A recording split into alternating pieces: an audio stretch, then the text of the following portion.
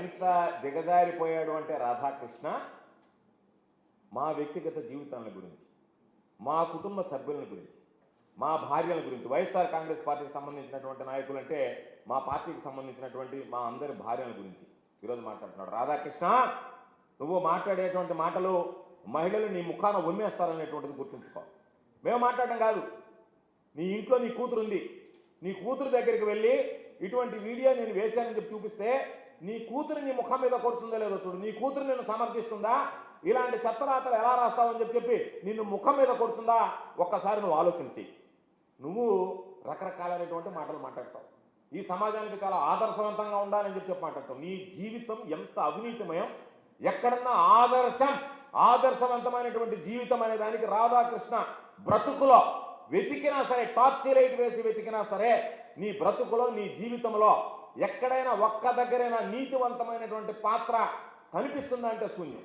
ఈరోజు నువ్వు ఒక మహిళతో ఉంటున్నావు అని, అదేవిధంగా అది పెళ్లి కాదని రకరకాలైనటువంటి సమాచారాలు ఉన్నాయి.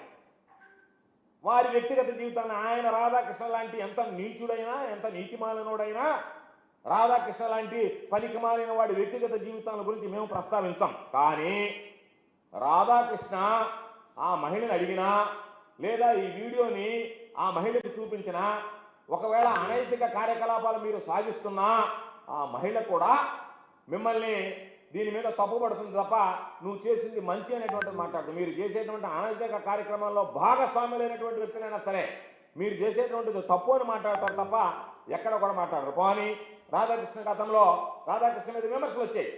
నీ దగ్గర పిఏగా పనిచేసినటువంటి మహిళతో నువ్వు అక్రమంగా ఒక బిడ్డను కన్నావు, దానికి సంబంధించి DNA టెస్టుకు సిద్ధమా అని చెప్పి కూడా ఆ రోజు వచ్చింది. కాబట్టి నువ్వు వీటన్ని విషయాల గురించి కూడా, ఇలాంటి క్యారెక్టర్ ఉన్నటువంటి మనిషివి నువ్వు మా ఇంట్లో ఉన్న మహిళల గురించి మాట్లాడతావా?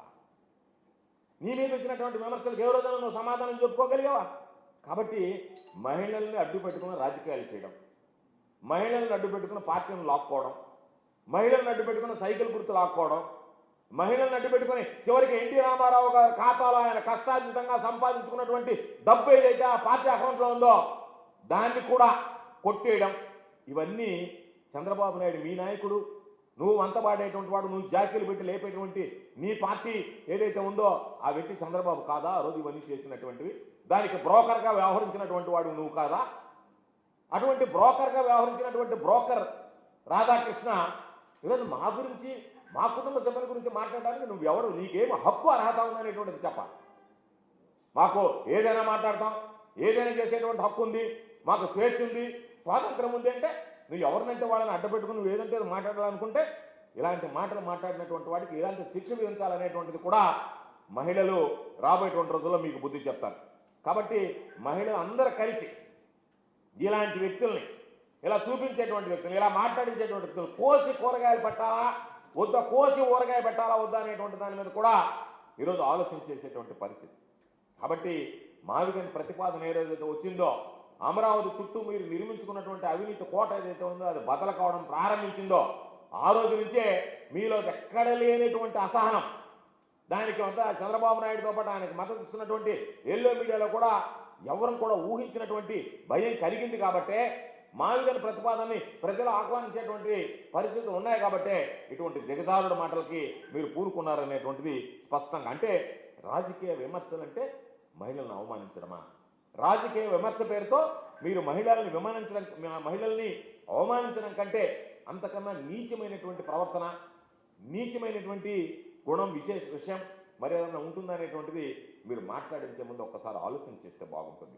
కాబట్టి కుటుంబాల్లో ఉన్నటువంటి మహిళలను టార్గెట్ చేయడం, వాళ్ళ వ్యక్తిగత విషయాల్లో మీరు వాళ్ళని వ్యక్తిగతంగా దాడి చేయడం అనేటువంటిది ఇది సమాజంపై కాదు, సమాజంతో పాటు మహిళలపై కూడా దాడిగానే భావించాలి. సమాజంపై దాడితో పాటు ఇది మహిళలపై దాడిగా కూడా భావించాల్సినటువంటి, అంటే మీ సిద్ధాంతం మీరు మాట్లాడితే చివరికి మీ కుటుంబ సభ్యుల మీద కూడా, మీ సొంత విషయాల్లో కూడా, మీ వ్యక్తిగత విషయాల్లో కూడా, మీకు సంబంధించినటువంటి మీ భార్యల మీద కూడా, మీకు సంబంధించినటువంటి మహిళల మీద కూడా మేము దాడి చేస్తాము, మా విధానం అది అని చెప్పి రాధాకృష్ణ మాట్లాడదలుచుకున్నాడా, చెప్పదలుచుకున్నాడా? ఇది జర్నలిజం అంటారా? ఇది బ్రోకరిజం అంటారా? దీన్ని జర్నలిజం అంటే ఎవరైనా సరే దీన్ని బ్రోకరిజం అంటారే, ఇది ఒక పక్క అజెండాతో నడిచేటువంటి దోషణ రాజకీయాలు కాదా? చంద్రబాబు ఆదేశాలతో మీరు నడిపించేటువంటి కార్యక్రమం కాదా? ఎంత ధైర్యం ఉంటే మీరు వ్యక్తిగత జీవితంగా ఉండేటువంటి వ్యక్తుల గురించి మాట్లాడతారు?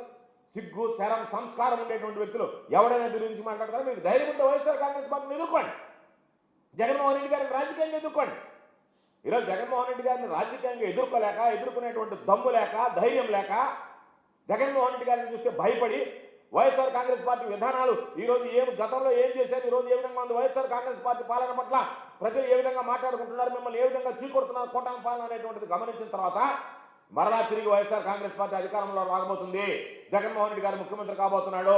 కాబట్టి జగన్మోహన్ రెడ్డి గారిని మనం రాజకీయంగా ఎదుర్కోలేము, వైఎస్ఆర్ కాంగ్రెస్ పార్టీని ఎదుర్కోలేము, కాబట్టి వ్యక్తిగత దాడులకు పూనుకుంటామన్నట్టుగా మీరు ప్రవర్తించడం, మీకు ప్రజా సమస్యల గురించి కానీ, అభివృద్ధిని గురించి కానీ, పరిపాలన గురించి కానీ మాట్లాడేటువంటి పరిస్థితి లేదు, మాట్లాడేటువంటి స్థాయి లేదు. కాబట్టి ఈరోజు ఎంతసేపటికి అమరావతి అవినీతి, మీకున్నటువంటి అవినీతి, దోపిడీ, అరాచకాల నుంచి, అమరావతి దోపిడీ నుంచి దాన్ని డైవర్ట్ చేయడానికి మీరు మా మీద వ్యక్తిగత దోషణలకు దిగితే దాని మీద కాలయాపన చేసి ఏదో ఒక విధంగా దాని మీద మాట్లాడుకుంటూ పోదామని చెప్పని ఒక దుర్మార్గమైనటువంటి ఆలోచన తీసుకున్నటువంటిది. ఏ రోజైతే మావిగన్ అనేటువంటిది ఈరోజు తెర మీదకి వచ్చిందో, అమరావతి చుట్టూ చంద్రబాబు నిర్మించుకున్నటువంటి అవినీతి సామ్రాజ్యం కుప్ప కూలిపోతుంది అని ఏ రోజైతే భయం మొదలైందో, వెంటనే చంద్రబాబు సోషల్ మీడియా, తన సొంత మీడియాతో పాటు ఈ పచ్చ మీడియాను కూడా అలర్ట్ చేయడం, దానిలో భాగంగా వీళ్ళు ఏదో ఒక విధంగా మాట్లాడితే వీళ్ళు వెనక్కి తగ్గుతారులే అని మా మీద వ్యక్తిగత దాడు.